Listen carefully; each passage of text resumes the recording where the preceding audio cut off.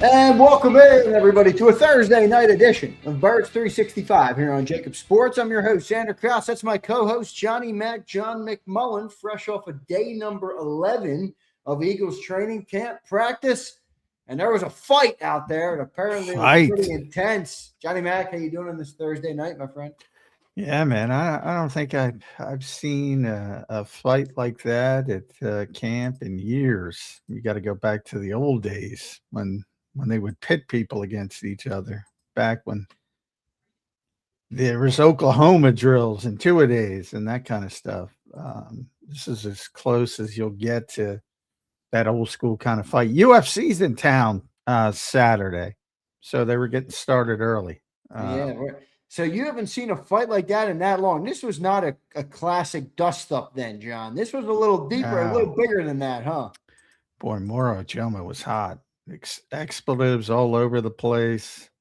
Look like Fred. Fred's like 6'7", whatever he is. Moro's 6'2". They list him as 6'3", but so I mean, you have that large difference to begin with, and it looked like Fred sort of got him up in the neck area, a block, and he got really pissed off about that, and that was the first rep, and the coaching staff could have fixed it, but there's still some old school mentality to football. I don't know if it's Vic or Nick or whatever, but then I had him right, like we all knew. They had him right lined up next to each other again on the next snap, and it just went to the next level.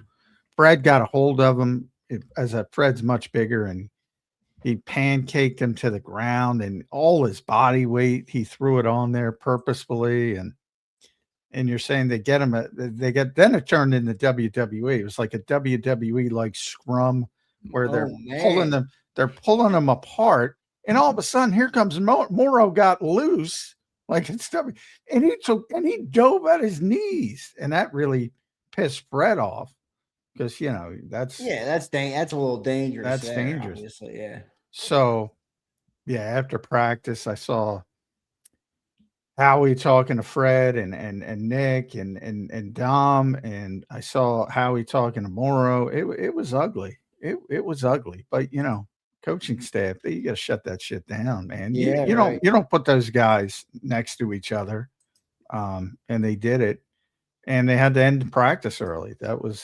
They went to a developmental period. They're supposed to go an hour and a half. They went about an hour and 15 minutes and closed it down after that, except for the developmental period. So, yeah, it was ugly. It was ugly. Was Moro's anger warranted, or I mean, maybe it's tough to tell. I mean, he did get sort of punched, like he was punching, and he got it right in the neck, which could be dangerous as well. That's way too high. That should be a penalty. But I mean, it was F and this, and he was fired up. I mean, there's a lot of people there. It's not like a game, obviously, but they do let in some fans, and there's probably 500 people there, maybe. And yeah, right. So they don't want that. You don't want that happening.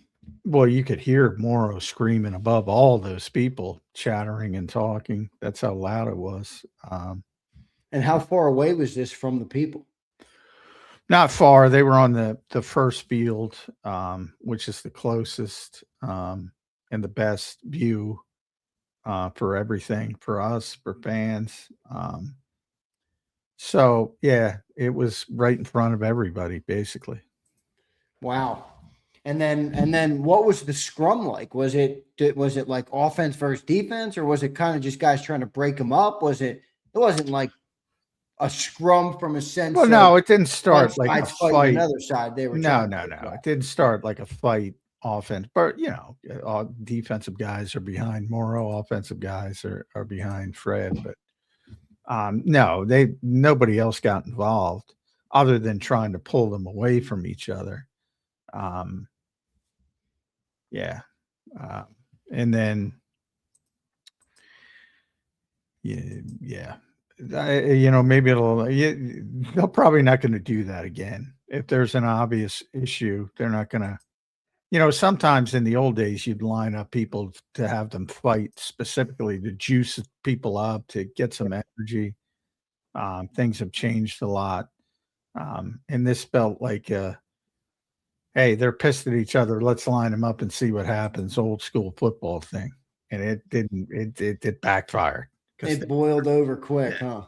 Yeah, because they were pissed.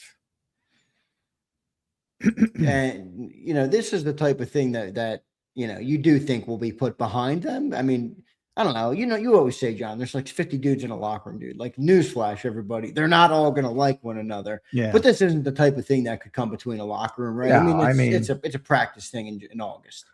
Like I said with Fred, it doesn't matter who's right, if you're Team Fred or Team Moro. I mean, Moro's a big part of this team, and Fred's not that he's not a part of the team, but he's far more disposable, especially if Markel Bell develops. So, if worse comes to worse, you just move in a different direction. But no, I don't think it'll be any long term. But for the day, it was. You don't see that stuff these days. So it was something. It was something to see, and those guys were very, very upset. At first Moro was upset because he thought Fred was trying to hurt him, and then Moro dives at Fred's knees, and that's when Fred really lost it, thinking he was trying to injure him. So. Yeah, what was Fred hollering back at him? I'm sure he was hollering something for diving at his knees. I mean, yeah. And he dove at his knees like a missile. Did he make contact with his knees? No, they went down. I don't think it was. He kind of landed before, but it's tough to see. But I don't think it was flush, which was good. All right, so that's a little energy at practice today, Johnny Mac. Yeah, and it's overrided everything that happened at practice, which was a lot of red zone stuff. So some touchdowns that'll excite people because you're on a condensed space. Big day for Dontavian Wicks. I saw my buddy Jimmy Kempsky called that race. I called that race. When did I call that race? A week ago. The Birds 365 desk called that thing at least a week ago. Yeah. So Jimmy called it today. He had a big day. He had a really good day. Really is a good route runner. He's violent coming out of his breaks, and he's just so sharp. Whereas Hollywood Brown's the exact opposite. That guy's killing Jalen with these routes. I know. He got another interception. I went back and watched that video. Yeah, that was a tough look. Did it again today. It was 7-on-7. I think it was Mac McWilliams who got the interception. It's like he undercut it because he rounded it instead of cutting it. It's like, what are we doing here? Get Darius Cooper out there. Yeah, well, John, you think the only thing keeping Hollywood here is that $5 million?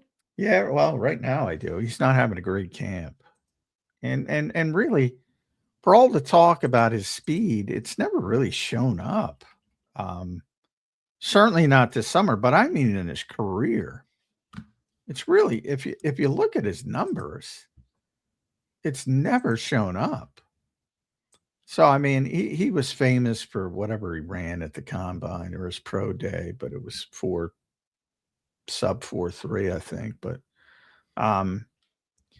the most yards per catch he's ever had was 13.3 in Baltimore in his second season.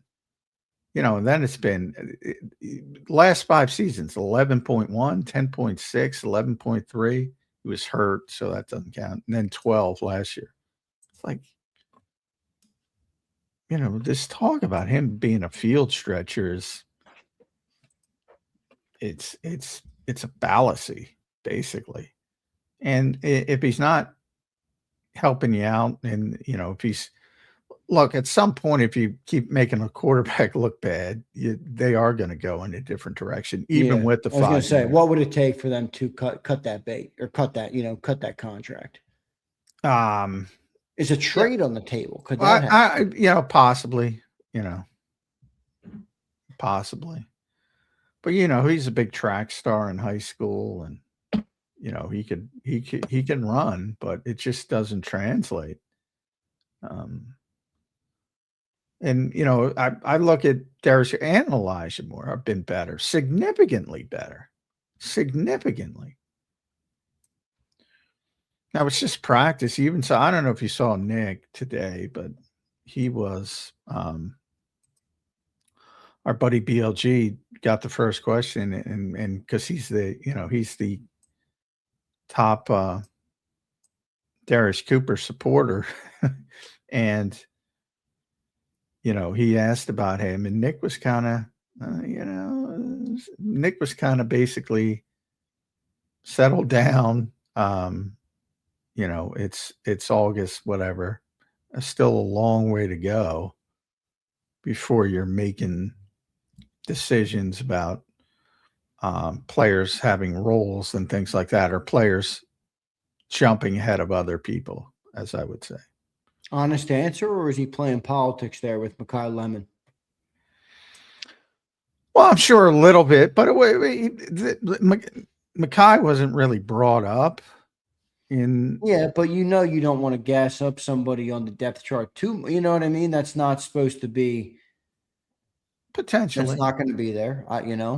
Potentially. That's possible, but I didn't get that sense. But okay, that's kind of what I was looking for. Possible. What your sense was. The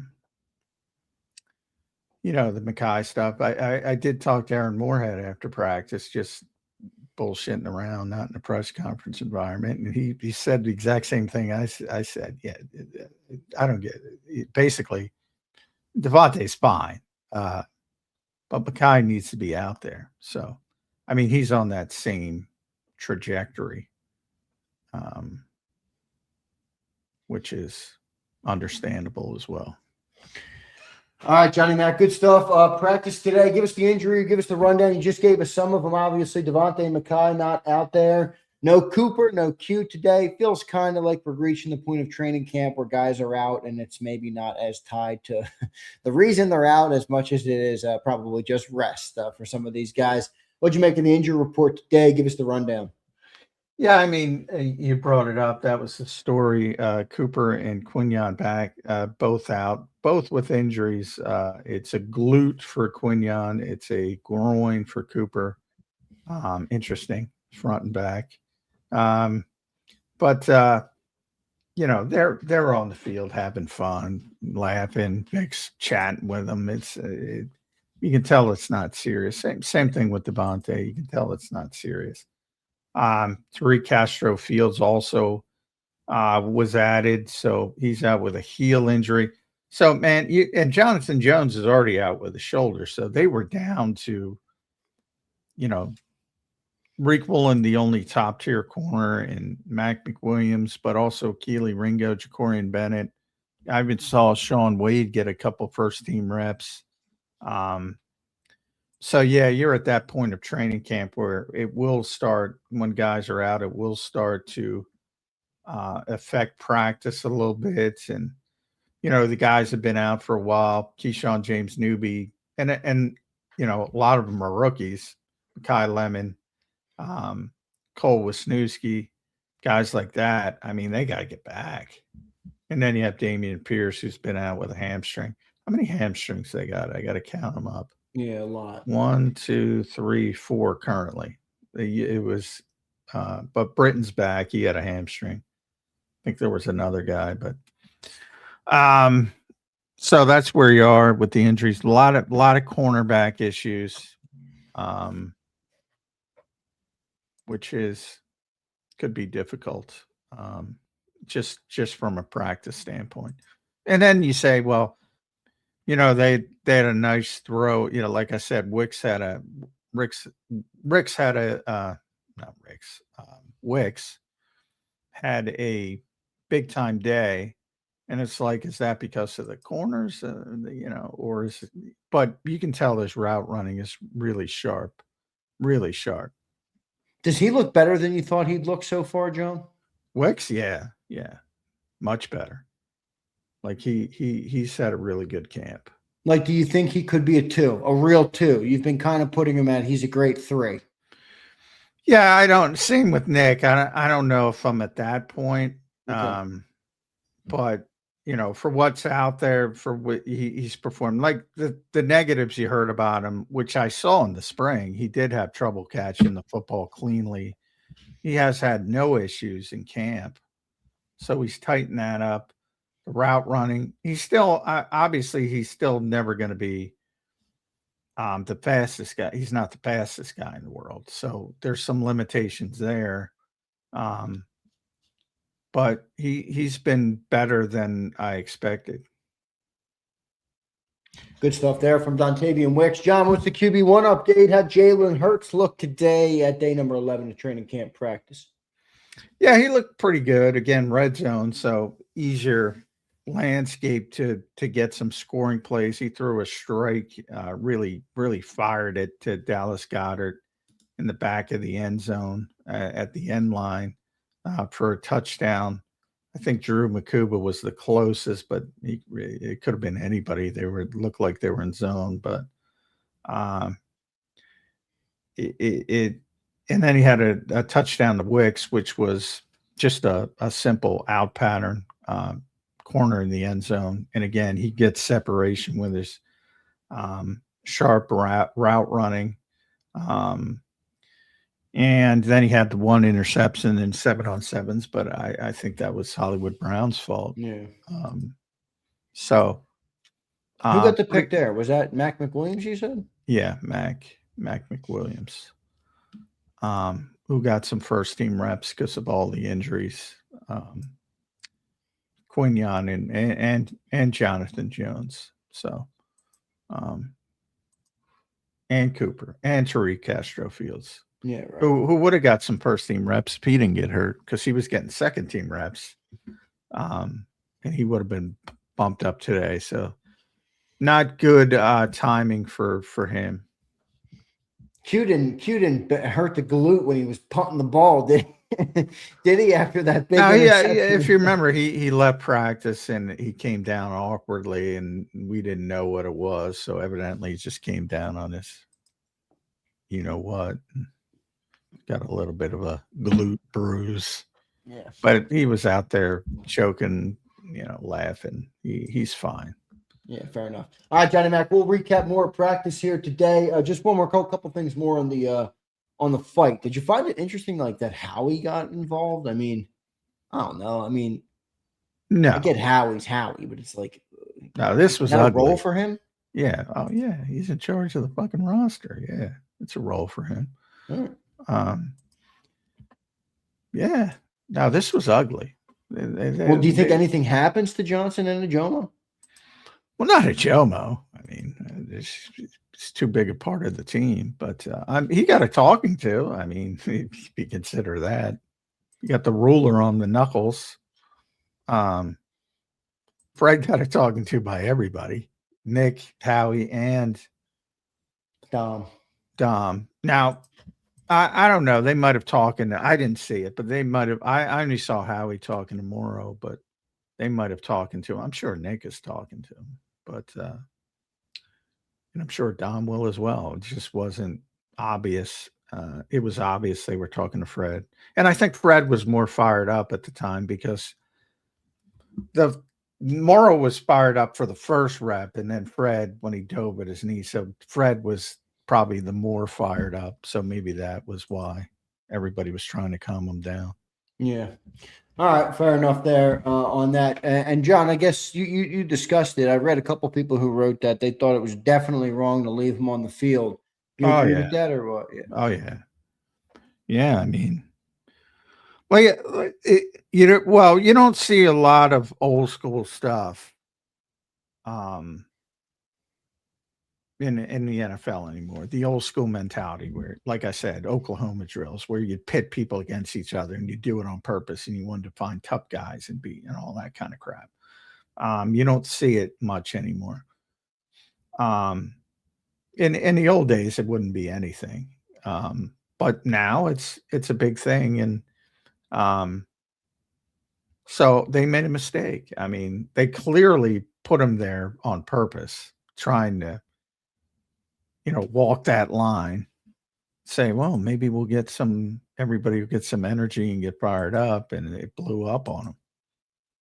Just blew up on them. So I'm sure they'll err on the side of caution the next time something like that happens. Because remember, Fred's a tackle. So, he's outside. Moro's generally inside. So now occasionally, you're playing a 5-man front. You seep out as a 4-eye technique, and you can even go a little further and go outside the shoulder and be, but not a lot. Those two don't see each other a lot. So when they're lined up opposite each other, that's purposeful. Not from Fred's perspective, but from Vic's perspective, and where the technique that Moro's playing. Because tackle's tackle. But so it was purposeful, and it blew up on them. Well, we'll see what ends up happening with those guys moving forward. Hopefully they talk it out and move on. Just a little practice kerfuffle today, but a little bit worse. We'll see what ends up happening, if anything, on that. Johnny Mac, keep rolling on the practice updates.